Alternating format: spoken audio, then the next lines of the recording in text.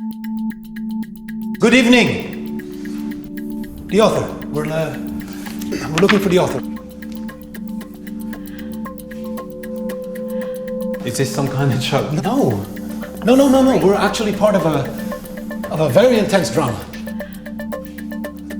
Sorry? Why did you come to this show? I loved you! I always loved you. She was obsessed. He talks and talks, he makes it sound like he's always right. But it won't be my story, it won't be his story, it'll be your story. I would have done anything for you. Anything! I had it.